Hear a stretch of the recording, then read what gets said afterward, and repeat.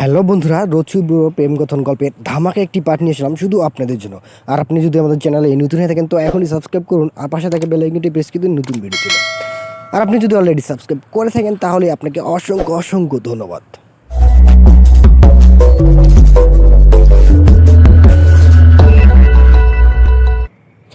সূর্যটা পশ্চিম দিগন্তে হেলে পড়ার পরপরই তুমুল বর্ষণের সমাপ্তি হয়েছে। খাওয়া দাওয়া পাট চুকিয়ে ল্যাপটপে গেম খেলছে ছেলেরা। তাদের পাশেই মুখ ফুলিয়ে বসে আছেন আলিফ ভাইয়া। টেবিল তলার রহস্য উদ্ধার করতে না পেরে ভীষণভাবে হতাশ তিনি। তারপরও আদিবার কচি কিন্তু ধারালো দাঁতের কামড়ে চোখ মুখে যথাসম্ভব অসহায় ভাব ফুটিয়ে তোলার চেষ্টা করছেন তিনি। তাকে দেখে মনে হচ্ছে এই মুহূর্তে পৃথিবীর সবচেয়ে দুঃখী মানুষটা উনি ব্যতীত অন্য কেউ হতে পারে না, সম্ভব না। আমি ওপর পাশের সোফায় বসে কলিয়াপুর গল্পের তাল মেলাচ্ছি। কানে হেডফোন লাগিয়ে আমার গায়ে ঠেস দিয়ে বসে আছে রাফিয়া। বয়ফ্রেন্ডের সাথে তুমুল ঝগড়াঝাটি করে আপাতত দেবদাসী রূপ ধারণ করেছে সে। রাফিয়ার ধারণা তার এবারের বয়ফ্রেন্ডটা বেশি দিন টিকবে না। দিন দুয়ের মাঝেই ব্রেকআপ হবে নির্ঘাত। যদিও ব্রেকআপ নিয়ে তার তেমন মাথা ব্যথা নেই, তবুও আগামী দুদিন দুঃখী মুখ করে বসে থাকবে সে। টানা 3 দিন দুঃখী গান শুনবে। ব্রেকআপ হওয়ার পরই নাকি এমনটাই করতে হয়, নিয়ম আছে। কলিয়াপু আমার দূর সম্পর্কের ফুপির মেয়ে। বছরে 1 অথবা 2 বার কালভাদ্রে দেখা হয় আমাদের।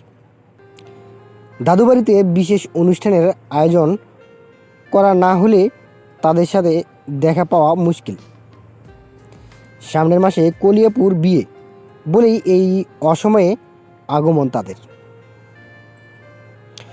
বাসায় আমাদের কাউকে না পেয়ে ভাইয়াকে সঙ্গে নিয়ে মামুর বাসায় হানা দিয়েছেন ওনারা।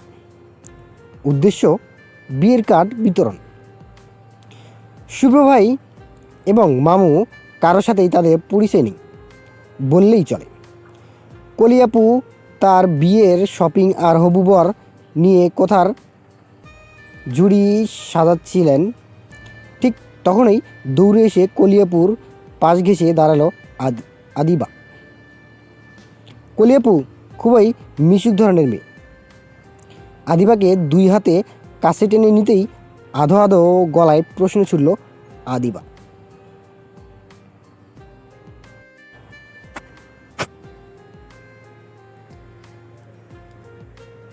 তুমি কি বউ আপু? তোমারই বিয়ে হবে? কলিয়াপু খুশিতে ঝুমঝুম করে বললেন,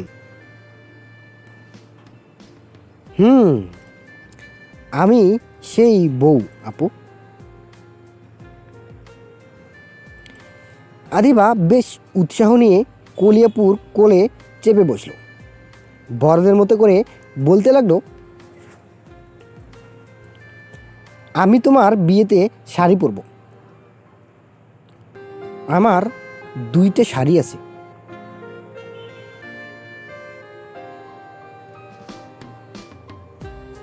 পিচ্চিটার কথা শুনে আমি হাসলাম। কলিয়াপ্পু আদিবার গাল টিপে দিয়ে বললেন, বাপরে, তোমার 2টে শাড়ি আছে?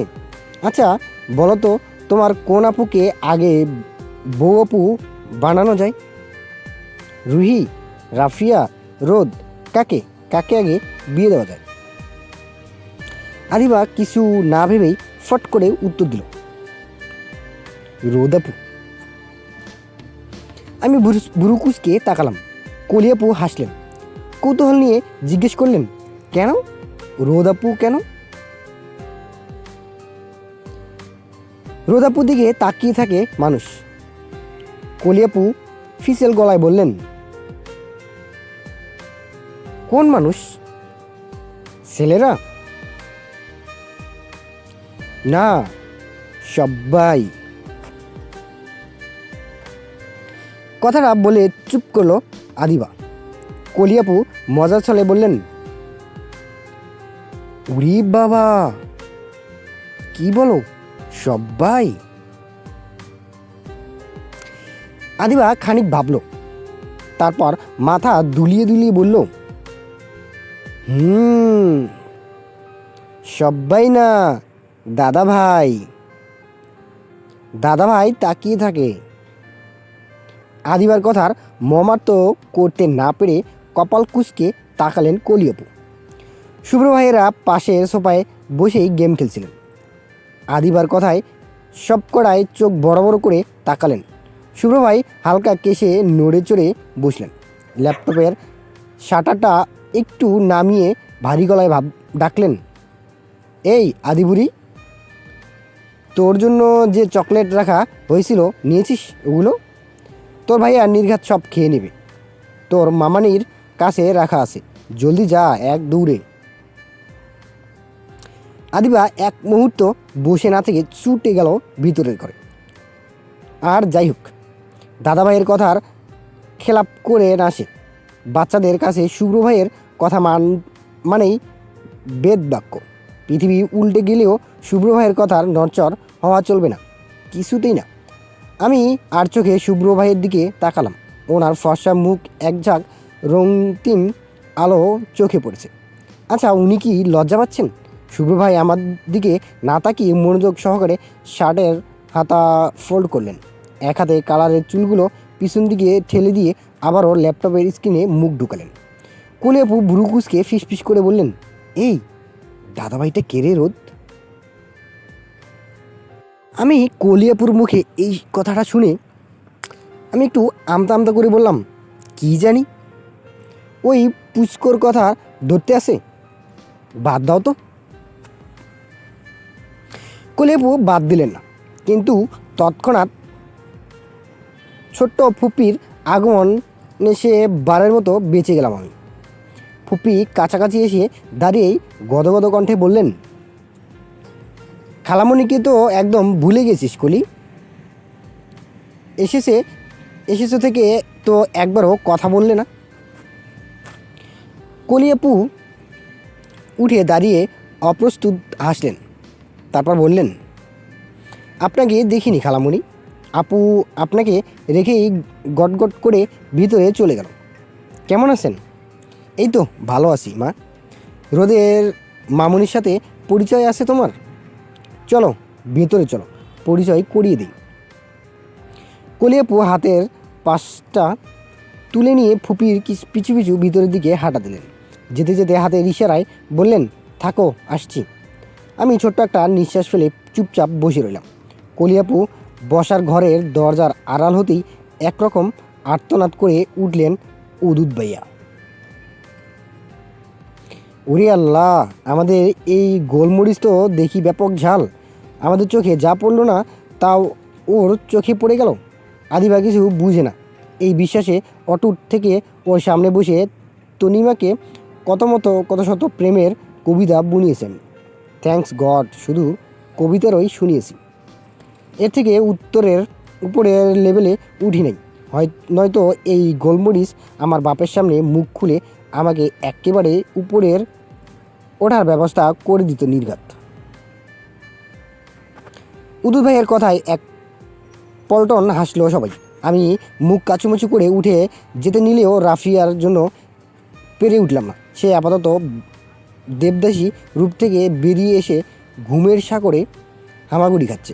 আমি অসহায় চোখে রাফিয়ার ঘুমন্ত মুখটির দিকে তাকাতেই ফিসেল গলায় বলে উঠলেন আলিফ ভাইয়া, যে সে যাই হোক, আমাদের মেইন পয়েন্ট হলো শুভ্রব ভাই। তো শুভ্রব ভাই আজকাল আমাদের বোনের দিকে তাকিয়ে থাকো শুনছি, কাহিনী কি? আমি চোখ দুটো খিচে বন্ধ করে অন্যদিকে তাকালাম।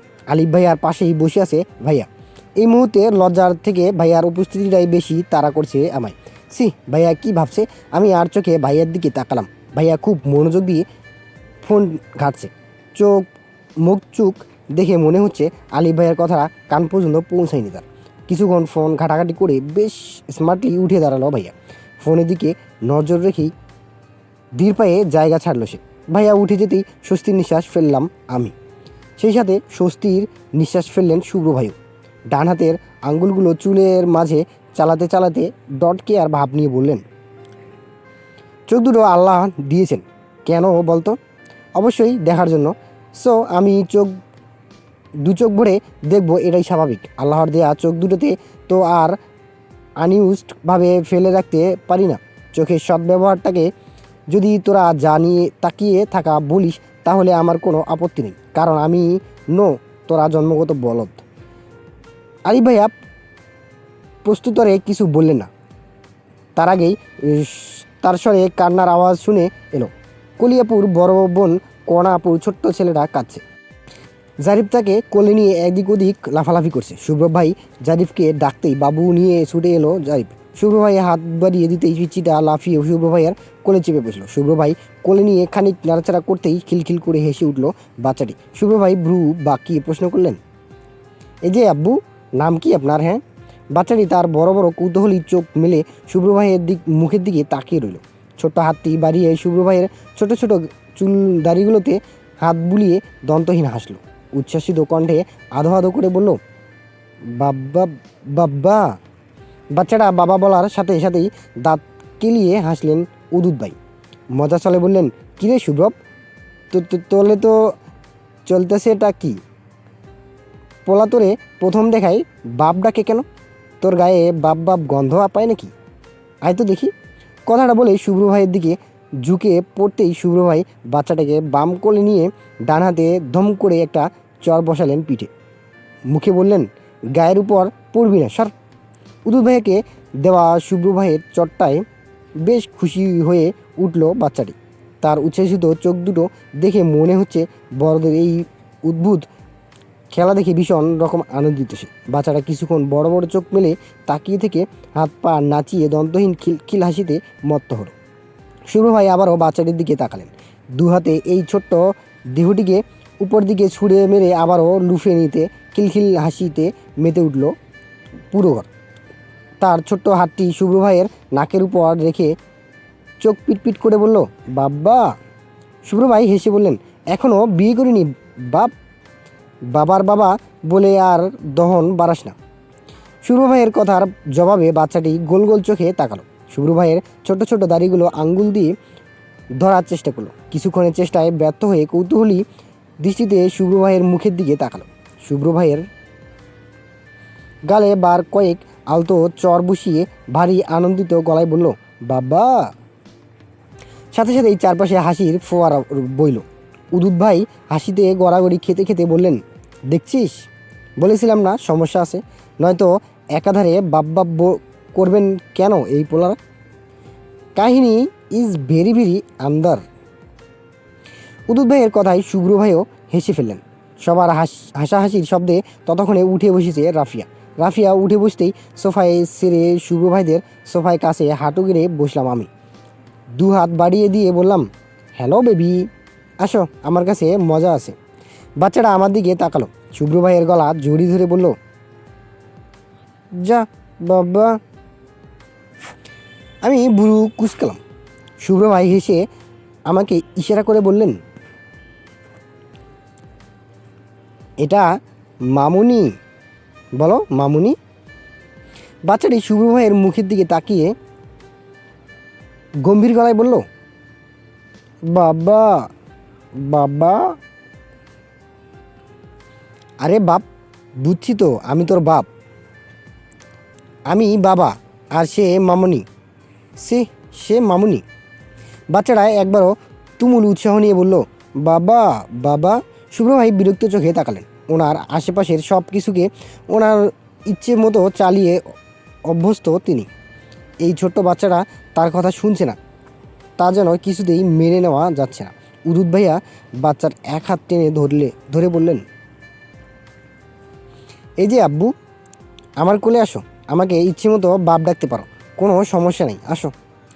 উদুত ভাইয়ের প্রস্তাবের প্রত্যুত্তরে আবারও শুভ্র ভাইয়ের গলায় জাপটে ধরল সে। অর্থাৎ সে বাবার কোলেই থাকতে চায়, অন্য কারো কোলে যাওয়া তার পছন্দ নয়। বাচ্চাটিকে নিয়ে টানাটানি এক পর্যায়ে কণা আপু এলেন। পিচ্চিকে শুভ্র ভাইয়ের কোল থেকে জোরপূর্বক নিজের কোলে নিয়ে বললেন, আসলে ওর বাবাও সেম কালার শার্ট আছে তো, তাই বারবার বাবা বাবা করছে, কিছু মনে করবেন না। শুভ্র ভাই নম্র হেসে বললেন, না না ঠিক আছে, আপনার বাচ্চাটা খুব মিষ্টি আপু। শুভ্র ভাইয়ের কথা শুনে কণা আপু হেসে বললেন, মিষ্টির থেকে দুষ্টু বেশি। আচ্ছা আজ আসি ভাইয়া, আপনার সাথে তো ঠিক মতো পরিচয়টাই হয়ে উঠল না। আমাদের বাসা শম্ভুগঞ্জের শম্ভুগঞ্জের দিকেই, ওদিকে গেলে আমাদের বাসায় যাবেন, আন্টিকে সাথে নিয়ে যাবেন, আমাদের ভালো লাগবে। এখন তো ওই দিকটায় তেমন যাওয়া হয় না, তবুও চেষ্টা করব। কিন্তু এখনই যাওয়া কেন? মাত্রই আসলেন, আপাতত ডিনারটা করে যান। কনাপু বিগলিত হেসে বললেন, না ভাইয়া, অন্য একদিন, এমনিতেই সন্ধ্যা হয়ে গিয়েছে প্রায়, আসি তাহলে। সভা থেকে বিদায় নিয়ে দরজার কাছাকাছি যেতেই আমার ডান হাত খামচে ধরলেন কণা আপু। ফিসফিস করে বললেন, ওই, এটা সত্যি তোর মামাতো ভাই? আমি ভেবাচাকে খেয়ে বললাম, হ্যাঁ, কিন্তু কেন বলতো? হারামি, 2 বছর আগে কই লুকিয়ে রেখেছিলি এই ভাইয়াকে? তাহলে আজকে আমি তোর ভাবি হতাম, আমার ছেলে তোর ভাতিজা হতো। তোর কাজিনটাকে দেখে বিয়ে নিয়ে বিরাট আফসোস হচ্ছে আমার। দূর। আমি হেসে বললাম, তুমিও না আপু, তোমার থেকে এই 1-2 বছরের ছোট হবেন উনি। শুভ্র ভাই মাস্টার্স ফাইনালে, তোমার 1 বছর জুনিয়র। তো মানুষ তো 7-8 বছরের ছোট বিয়ে করে ফেলেছে, তা আর আমি 1 বছরের ছোট বিয়ে করতে পারতাম না? এক বাচ্চার মা হয়ে ক্রাশ খাইলাম, হায় রে কপাল আমার। কণাপুর কথা শুনে আমি হাসলাম, মনের কোথাও একটা ধারালো সূচো ফুটলো। শক্ত গলায় বলতে ইচ্ছে করতে লাগলো, তোমাকে কেউ বলেছে ক্রাশ খাইতে? নেচে নেচে ক্রাশ খাইতে আসো কেন শুনি? যত সব আজাইরা পাক পক পক করো।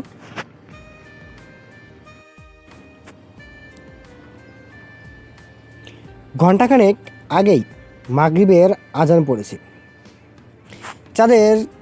ছাদের চারপাশটাই জমাট বাঁধা অন্ধকার। বিকেলে বৃষ্টি থাকার পর মামানি কিছু কাপড় মেলে দিয়েছেন ছাদে, সেগুলোর কথা বেমালুম ভুলে গিয়েছিলাম। এই ভর সন্ধ্যায় ছাদে ছুটে আসা আমার, ছাদের কাপড়গুলো নিয়ে পিছন ফিরতেই ছাদের ওপাশ থেকে কারো কণ্ঠ কানে এলো। কৌতূহলবশত ছাদের অন্য পাশটায় উকি দিতেই তুষার ভাইয়াকে চোখ পড়ল। কারোর সাথে ফোন আলাপ ব্যস্তও নেই। আমি ঘুরে দাঁড়িয়ে সিঁড়িঘরের দিকে রওনা দিতেই অনিচ্ছাকৃতভাবেই তুষার ভাইয়ের একটি কথা কানে এলো, আমিও বিশ্বাস করি তোমার আর শুভ্র যতটুকু যায় রোদের সাথে ততটুকু যায় না। আরে ও তো বাচ্চা একটা মেয়ে, শুভ্র সেটা বুঝতে পারছে আজকাল। রোদ ওর আবেগ ছাড়া কিছুই না। আচ্ছা তুমি, কথাটুকু বলতে বলতে ছাদের একদিকটায় আসতেই আমাকে চোখে পড়লো ওনার। তুষার ভাইয়া ফোন কেটে হালকা হেসে বললেন, কেমন আছে রোদ? আমি দুর্বল গলায় বললাম, ভালো। একটু কথা ছিল তোমার সাথে, সময় হবে? তুষার ভাইয়ের কথায় অজানা একটা ভয় কেঁপে উঠল আমার বুক। আমি শুকনো ঢোক গিলে বললাম, জি বলুন। চলো ওদিকটায় দাঁড়াই, দরজার কাছাকাছি দাঁড়িয়ে কথা বলতে অস্বস্তি লাগে। আমি ধীর পায়ে ছাদের এক কোণায় গিয়ে দাঁড়ালাম। তুষার ভাইয়া আমার পাশে দাঁড়িয়ে বললেন, আমার কথাগুলো তুমি কিভাবে নেবে বুঝতে পারছি না। আমি তোমাকে ছোট্ট বোনের মতোই স্নেহ করি, কথাগুলো তোমার ভালোর জন্যই বলা। আমি শক্ত গলায় বললাম, বলুন ভাইয়া। তুষার ভাইয়া জিহ্বা দিয়ে ঠোঁট ভিজিয়ে নিয়ে বললেন, তুমি হয়তো জানো না যে শুভ্র স্কুল লাইফে একটা মেয়েকে পছন্দ করত, মেয়েটির নাম তাসনিম। আমি জানি ওনার ব্যাপারে। তুষার ভাইয়া খানিক অবাক হলেন, তারপর বললেন, জানলে তো প্লাস পয়েন্ট। আচ্ছা তোমার কি কখনো মনে হয় না যে শুভ্র কোথাও না কোথাও এখনও তাসনিমকেই চায়, বা তাসনিমের মতোই কাউকে? তাসনিম সুন্দরী, সেই সাথে ওয়েল সেটেলড, ওরা দুজনেই জুটি হিসেবে অসাধারণ, কিন্তু তবুও শুভ্র ওর দিকে এগুচ্ছে না। কেন এগুচ্ছে না বলো তো? আমি মৃদু গলায় বললাম, কেন? তোমার জন্য। শুভ্র যে এখন প্রায় প্রায় কিছু একটা নিয়ে চিন্তিত থাকে, খেয়াল করেছো?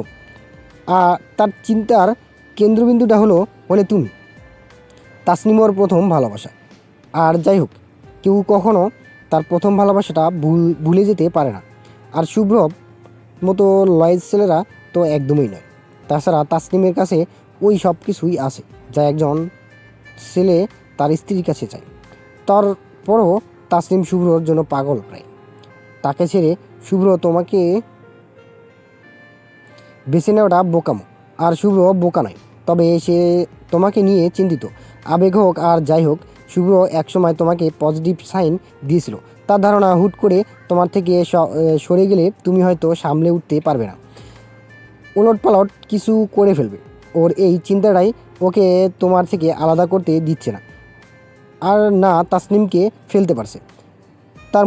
আমার মনে হয় এই সমস্যার সমাধান একমাত্র তুমি যদি নিজ থেকে সরে যাও তাহলে শুভ্র খানিকটা রিলিফ পাবে। ওর বেস্ট ফ্রেন্ড হিসেবে ওর হয়ে এটুকু বলার রাইট নিশ্চয়ই আমার আছে, তাই না? আমি লম্বা একটা শ্বাস ফেলাম। তুষার ভাইয়ের প্রতিটি কথা অপমানের একটা সূচো হয়ে বিলতে লাগলো বুকে। উনি আকার ইঙ্গিতে বুঝিয়ে দিলেন আমি শুভ্র ভাইয়ের যোগ্য নই। আমি কোনো কিছুর বিনিময়ে ওনাকে রিজার্ভ করি না, অথচ আমি কখনোই ওনাকে আমার জীবনে আসতে বলিনি। উনি নিজ ইচ্ছায় অনেকটা জবরদস্তির উপর ঢুকে গিয়েছেন আমার জীবনে। নানা কাজকর্মে আমাকে বাধ্য করেছেন ওনাকে নিয়ে ভাবতে।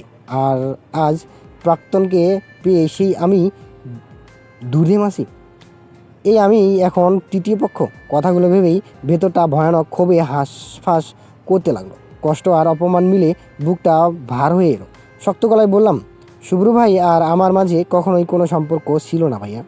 তাই আমাকে নিয়ে ওনার এত চিন্তা ভাবনার প্রয়োজন নেই দেখছি না। সমস্যার সমাধান আমি নই। আবেগ বা অন্য কিছু যা ছিল সব ওনার দিক থেকেই ছিল, আমার দিক থেকে নয়। তাই সমাধানটা ওনার আবেগ বই, অন্য কিছু নয়। আপনার উচিত আপনার বন্ধুকে বোঝানো, তার আবেগটাকে নিজের আয়ত্তে আনতে শিখতে বলুন। হুটহাট আবেগ পরিবর্তন খুব একটা ভালো লক্ষণ নয়। আমার শক্ত জবাবে বেশ খানিকটা থতমত খেয়ে গেলেন তুষার ভাইয়া। নিজেকে সামলে নিয়ে বললেন, না মানে তুমি যদি নিজ থেকে দূরে সরে যেতে তাহলে ওর সুবিধা হতো। কেন আমি নিজ থেকে কোনো দিন কাছে এসেছি বলেন তো? আমার মনে পড়ছে না তো। কাছে যেহেতু আসিনি সেহেতু দূরে যাওয়ারও প্রশ্ন আসছে না। ওনার যখন আবেগ তৈরি হয়েছিল তখন ওই নিতান্তই ওনার সমস্যা ছিল। এখন আবেগ কেটে গিয়েছে, এখন নিতান্তই ওনার সমস্যা, আমার নয়। তাই অ্যাডভাইসগুলো আপনার বন্ধুকে দিন। আমার সাথে যে তার যায় না সেটা বুঝিয়ে বলুন, কেমন? কথাটুকু বলে এক মুহূর্ত দাঁড়ালাম না আমি। অদ্ভুত এক তেজে নিচে নেমে এলাম। বুকের কোথাও একটা দৃঢ় বিশ্বাস কাজ করছিল। শুভ্র ভাই এমনটা ভাবতেও পারেন না, কখনোই না। তবে তুষার ভাইয়ের কথা ঠিক। এই দুদিন বেশ কয়েকবারই শুভ্র ভাইকে অন্যমনস্কভাবে বসে থাকতে দেখা গিয়েছিল। এমনিতেই বিকেলে খাবার টেবিলেও। তাহলে কি শুভ্র ভাই সত্যিই এমন কিছু ভাবছেন? তাসনিমকে নিয়ে জীবন গোছাতে চাইছেন? মনে নানা প্রশ্ন নিয়ে নিচে নামতেই শুভ্র ভাইয়ের সুরেলো কণ্ঠে ভেসে এলো। আমি পর্দা সরিয়ে বসার ঘরে উকি দিলাম। শুভ্র ভাই গান গাইছেন। তার ঠিক সামনেই শাড়ি পরিহিতা যুবতীটিকে মুগ্ধ দৃষ্টিতে তাকে দেখছেন। I was hanging with you and then I realised. I did not think it was true. I was surprised when I found out I'd fallen you for you. I don't wanna believe my feelings for you. I don't wanna believe that I could lose you. If I told you just how I feel, but I can't help it. Oh, I am feelings for you. I cannot quit it. Oh, cause I am stuck on you. শুভ্র ভাইয়ের কণ্ঠে English গান বরাবরই ভীষণ ভালো লাগে আমার, কিন্তু আজ ভালো লাগলো না। শুভ্র ভাইয়ের পাশে বসা রমণীটিকে দেখে ভালো লাগাটা যেন উড়ে গেল। বারবার একই প্রশ্ন মাথায় ঢুকতে লাগলো, গানটা কি তাসনিমকে উদ্দেশ্য করেই গেলেন শুভ্র ভাই?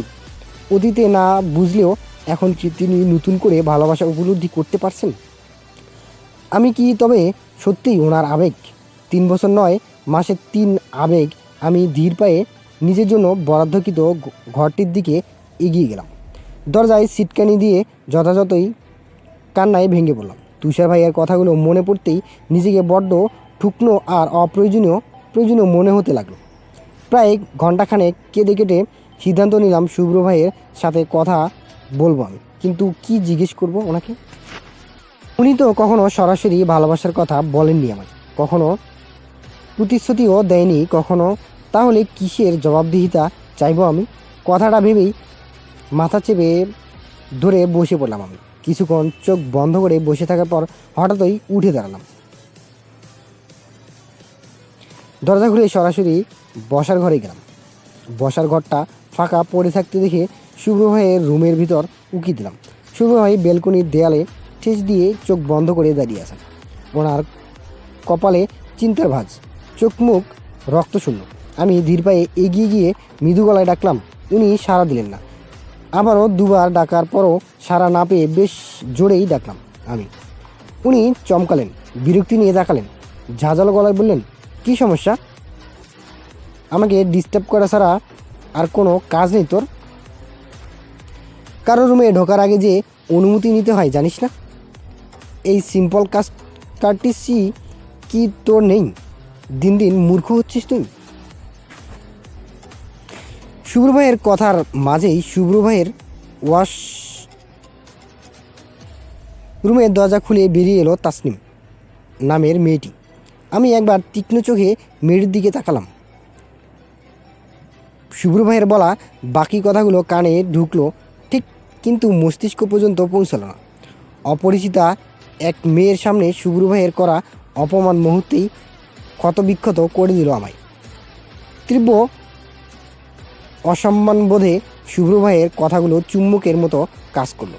অপমানে চোখে মুখে মুহূর্তে থতমত হয়ে এলো। শুভ্র ভাই না জেনেই এমন একটা জায়গায় আঘাত করলেন যার কোনো ক্ষমা হয় না, কোনো কিছুর বিনিময়েই না।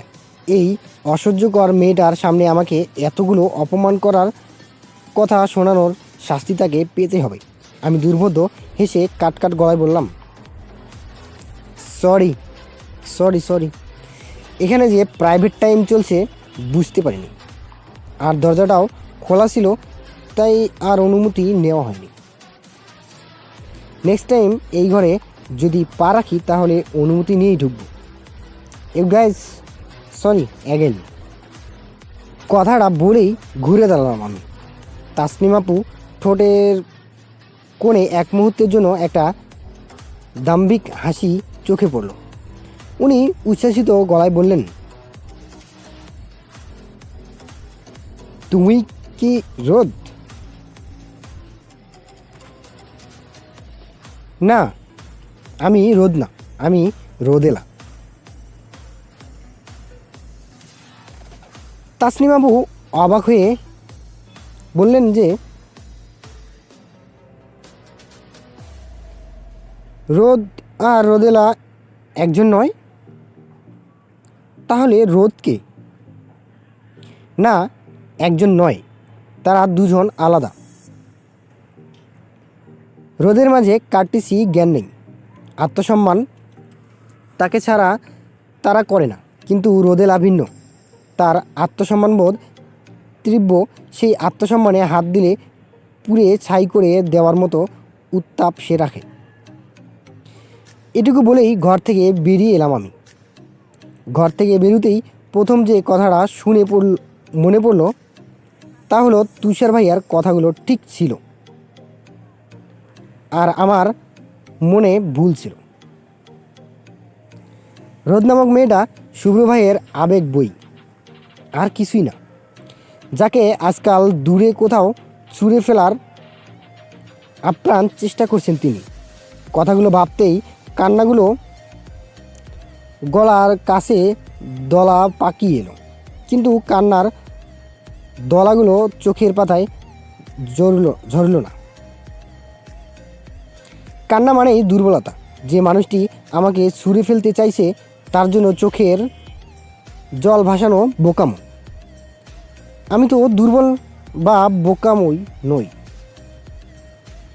এই অহেতুক চোখের জল আমায় মানায় না। দোষটা মনে ছিল, মনের জল নামুক। এই বিষাক্ত মন কেঁদে কেটে নিশ্চল হোক, কিন্তু তার ছাপ বাইরের দেহটাতে পড়া চলবে না। সেই লোকটাকে আমি ভালো নেই, আপনাকে ছাড়া ভালো থাকবো না, কথাটা বুঝতে দেওয়া চলবে না, তিল পরিমাণও না।